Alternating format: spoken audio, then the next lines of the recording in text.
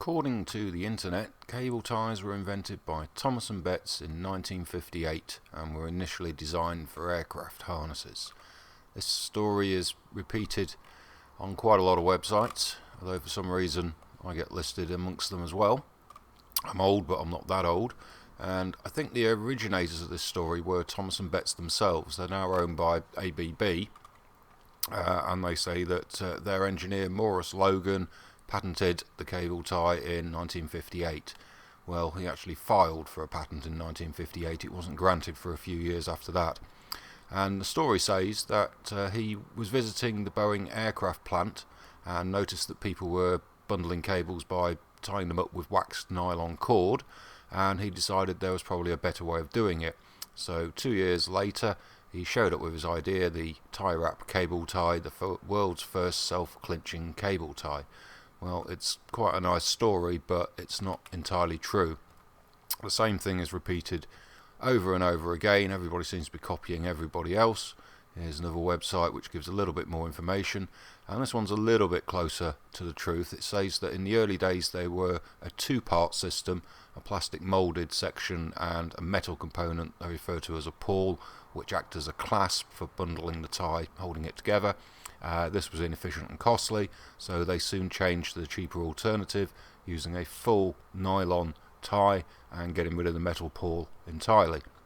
That's not exactly what happened, as we'll see, but it does make a good story, and it is repeated over and over again.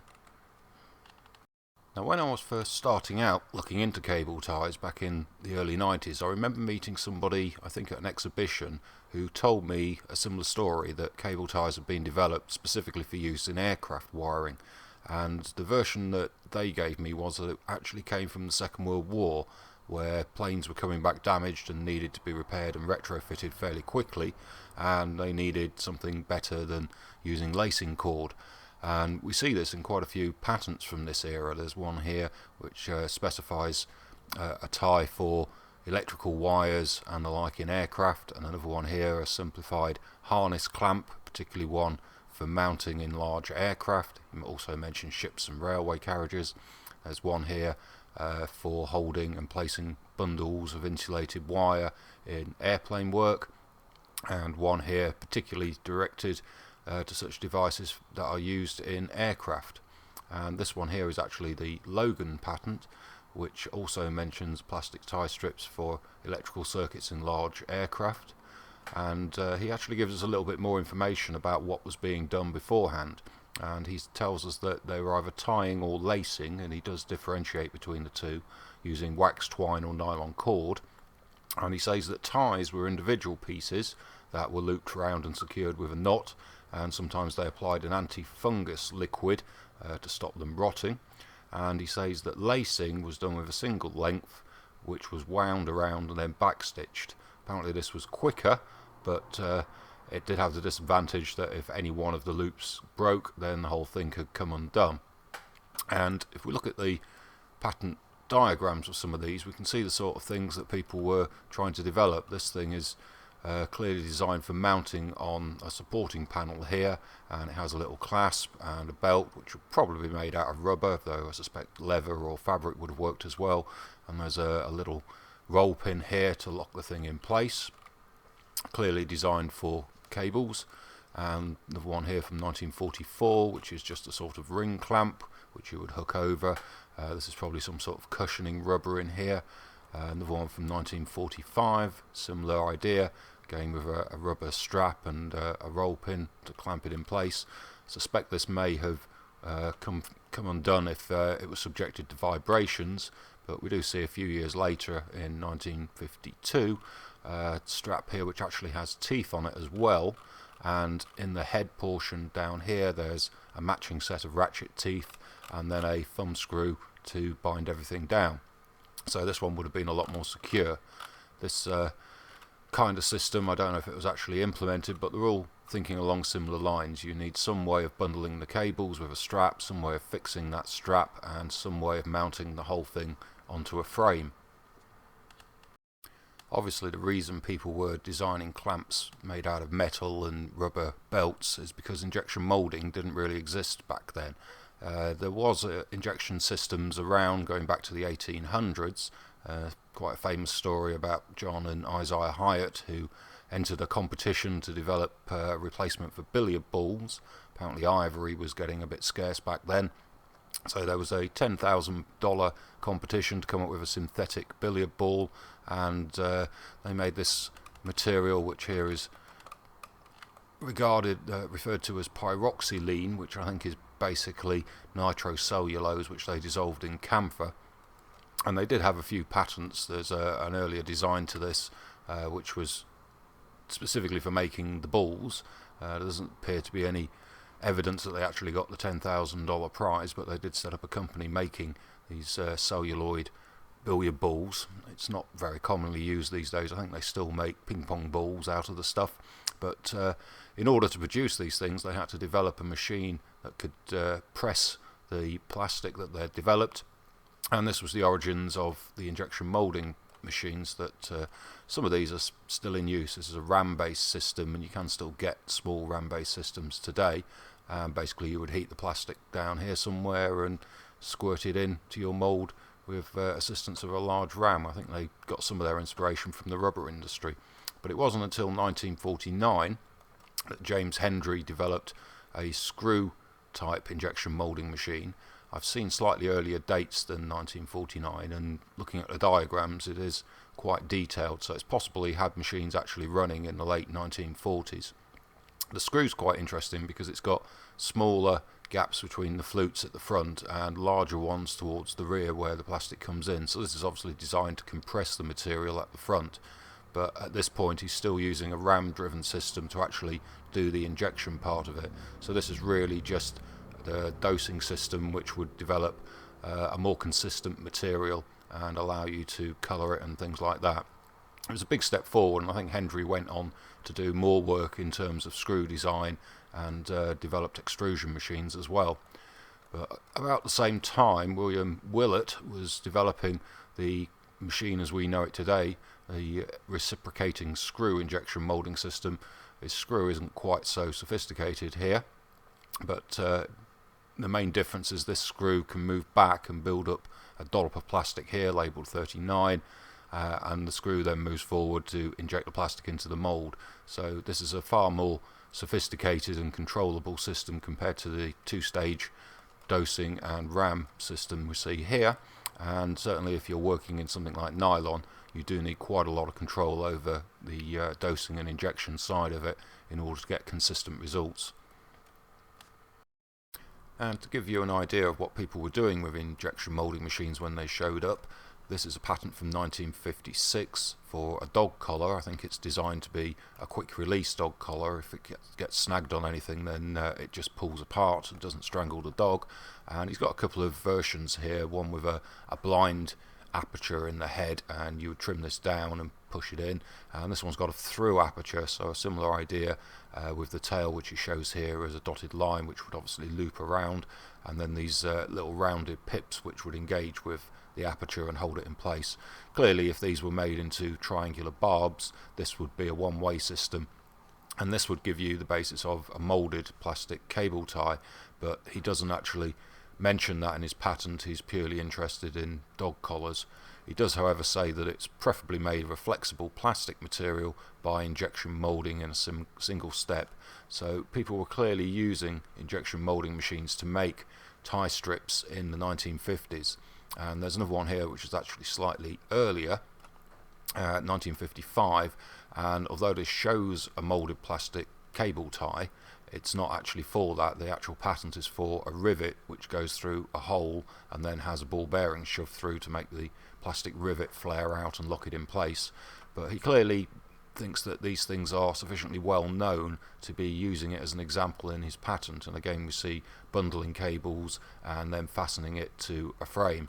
So these obviously must have existed in some quantity in the early 1950s, and as far as I can tell this is actually the first plastic tie strip that is specifically designed for use on cables.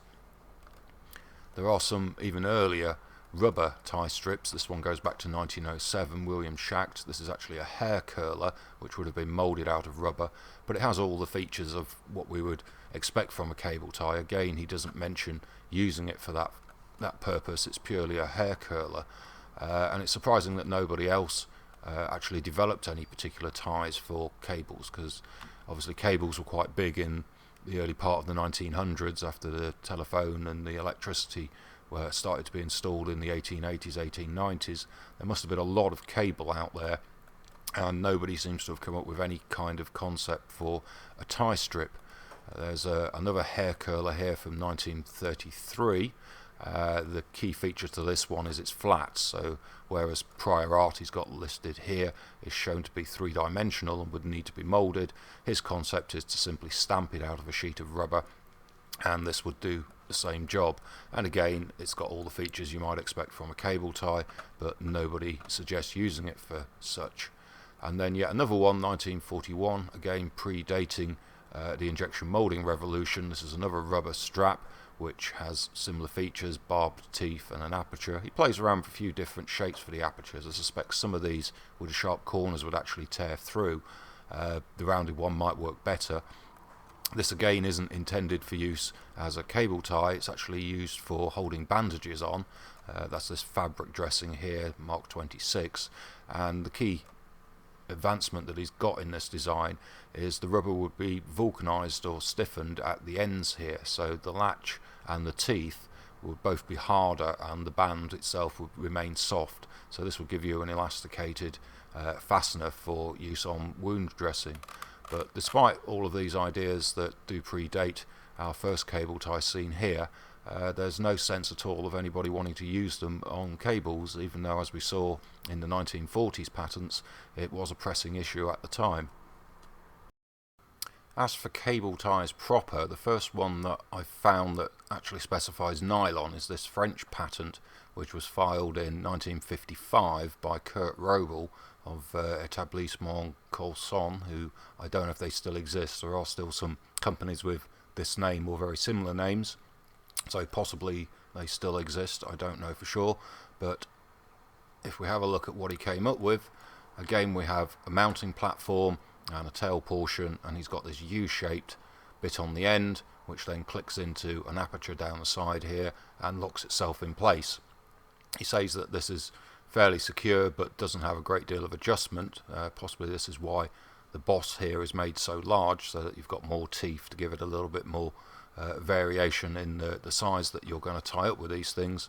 And he comes up with a slightly different variation on the theme, where the aperture is underneath the tie itself and you would pull the tail through and fold it back, and there's ratchets on the bottom here and obviously ratchet teeth on the thing. But this nominally is an early plastic cable tie. Again, it's doing the two-step process where we're bundling here and mounting it to a platform here. Interestingly, just a few months later, filed May 1956, Wrobel's back with another design. This is the one we've just seen, but he's obviously realised that you don't need to do the folding back bit, so all you need is the tail and the head, and he's got the ratchet teeth here running on the underside of the boss here, and as you can see it goes round, pulls tight, and because he's got teeth all the way along, this is going to be a lot more adjustable. He does actually mention in the patent that this could take 200 kilograms, which is quite significant, so that suggests that he did actually get these things made. I don't know if he was very successful selling them at all, but clearly he's putting quite a bit of time and effort, and there were several other patents filed as well in this era by Wrobel, so somebody was backing him with a bit of money, and they obviously got as far as prototyping these things. But then, just a few months later, September 1956, Wrobel's now working for this organisation SOPACEM in Paris, the Parisian Society of Electromechanical Constructions. Again, I can't find much information about them, unfortunately. But in here, he's made a further improvement and realised that he can put the aperture on the side, kind of like his first design. So this is another evolutionary step in the development of these things. And one intriguing feature he's got here is this wing portion sticking out the side, which we can see here as well. And the idea is you can put a tool in there and pull the thing back, and that will release it, and the actual latching is done with just a single tooth here biting in to the ratchet teeth around the edge. But as what seems to be a late addition to this patent, he comes up with this, which is essentially the modern cable tie as we know it. And here he's got the teeth on the inside of the bundle. He's got a single pawl in here, which isn't particularly well drawn, unfortunately, but this works exactly the same way as a modern cable tie would operate. He's got rid of the mounting platform on this, so this is just a plain band, and obviously he's realised that this is basically what the industry is looking for. If you wanted to mount these things to a frame, you could either add a boss at the end here for screw mounting, or do what we do today and just have a saddle that fits over the main portion of the tail portion of the strap, and you loop the tail through that, and that secures it to a frame. So this, as far as I can tell, is the original nylon cable tie. There is no evidence that he manufactured this, but he did file patents for it in a few countries, notably not in the US, although he did file a patent in the UK and also in Canada. So as far as I can tell, Wrobel is the true inventor of the cable tie. So if Wrobel invented the cable tie as we know it in 1956, why is it that Logan gets credited with inventing the cable tie in June 1958? Well, the first thing to note about Logan's patent is when it was going through the search phase at the patent office, one of Wrobel's patents came up and was listed in the search report here. This is one of Wrobel's earlier patents, not the final one. I suspect that hadn't been published at the time this was going through, but nevertheless Thompson Bets and Logan would have known that there was this guy in France working along very similar lines.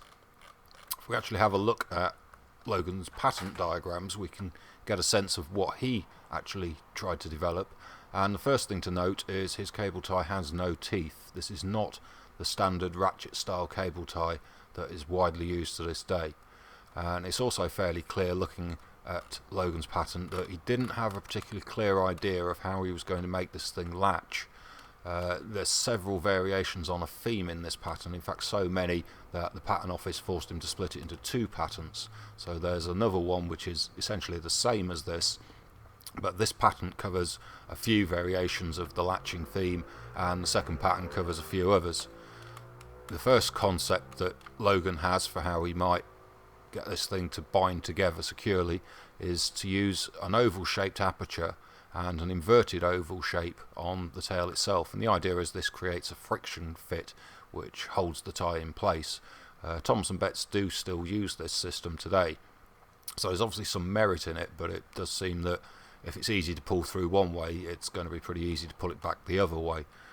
Interesting to note that there's no mounting head on this tie, kind of like we saw on Wrobel's final iteration. So this is a departure from what people have been working on before. He does show here a separate mounting head which can be fed over the tail portion should you need to do that. Another method that Logan shows for how you might latch this thing in place is to punch a small notch through the cable tie tail portion, the idea being that this notch would engage against the aperture and stop it pulling back through. Don't know how easy it would be to actually do this in practice. Nylon isn't a particularly easy material to punch through, so I'm not sure this would have been particularly useful in practice. So he has yet another idea, which is to twist the tie over, and he has this slot running through the head marked 40 here. It goes quite deep, so the idea is you'd twist the tail portion over and it would sit into this slot, and that would stop it coming back. Again, I'm not sure how well this would work because nylon's quite springy, but interestingly, a year or so later, Logan does file a follow-up patent here for a pair of pliers which pulls the tie tight, and then you can rotate the thing, which creates this vertical latch through that slot. I'm not sure this ever went to market, but nevertheless he obviously put quite a bit of time and effort into figuring out how to make this work. But it's fairly clear he hasn't got a system anywhere near as elegant as Wrobel's, which is the simple ratchet tie. You just pull it through, pull it tight, and it locks itself in place. With this you've got to go fumbling for a separate tool and try and tension it that way. He does have another system which doesn't require a tool, when the idea here is you would feed the tail portion through the head, and then feed it back on itself through the bottom of the mounting lug. And on this boss at the end here for mounting the tie to a frame, he's got this dovetail slot cut away, and that's to receive the tail portion when you feed it back through. And his idea is when you put a screw in, it's going to bite it into that tail portion and lock the tie in place. I'm not sure how you would actually cut the end off, hold everything and then put the screw in, but again, he's fishing around for different ways that this might be achieved. And then his final variation, and this is the one that actually got spun off into a separate patent because the examiner decided it was sufficiently different, and this one does sound like it went into production. This has got a separate metal clasp which you put over the tail portion, and this would have a couple of protruding wings, and stamping this out of sheet metal would mean that these would bite in to the tail and stop it retracting. And a variation on that is to put the mounting platform onto that clasp as well, serving two purposes. And he has a few iterations on this, but it does sound like this is what Thompson Bets initially went to market with. So it's not a one-part system here. There's no sense, no indication in the patent that this is moulded in. However, a few years later, some other engineers at Thompson Bets, Schwester et al., came up with an improvement on Logan's design. It's essentially the same as Logan's. It's just a bare strap with a couple of tram lines running down it. The idea of those is they bite into the cable sleeving to stop it sliding horizontally. And here they've embedded a barb into the head. So this is basically replicating the concept that Wrobel had back in 1956, although his was a moulded pawl using ratchet teeth. Here they're doing away with the ratchet teeth and just have a metal barb which then bites into the tail portion and locks it that way. And this is the system that Thompson Bets still produce today, or ABB as they are now, and this is their tie wrap cable tie. So it's not the cable tie, it's simply a cable tie. Interestingly, if we look at the search report for this, we see here a patent from Britain, 811973, and this would probably have dropped on their doorstep sometime in 1964. This patent was filed in August 62, granted 65. Generally you're looking at 18 months from filing before you get the search report back, so that suggests probably sometime in 1964 Thompson Bets would have been aware of this patent here from Great Britain, which is, lo and behold, one of Wrobel's. So Thompson Bets, considering these are basically legal documents, they were served notice in 1964 that there was this concept in Europe, a patent for a one-part nylon cable tie, and they knew all about this going back to the 1960s.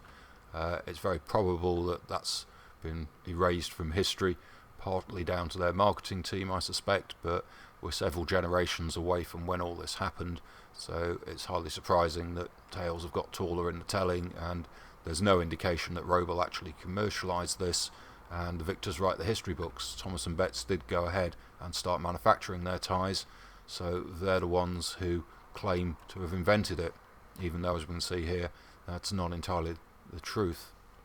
If we have a look at a complete timeline here, we can see that Wrobel's original design goes back to 1955, and then a few months later he's got a refined design here which would certainly have worked quite well. In fact, he tells us in his patent that it's considerably more secure. Would have been fairly easy to mould this as well. You can see that the geometry lends itself to being an open and shut mould. You've got a nice clearance here to get in to create the teeth form, and there are indications that this must have been made at least in some sort of prototyping capacity.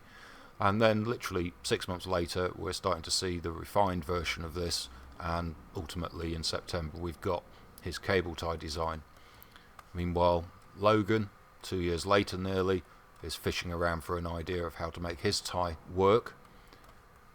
This is probably what actually went into production, again June 1958, nearly 2 years after Wrobel.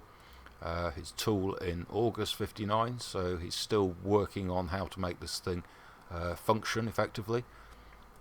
And then in August 62 we see the final incarnation of Thompson Bets cable tie using the barb portion.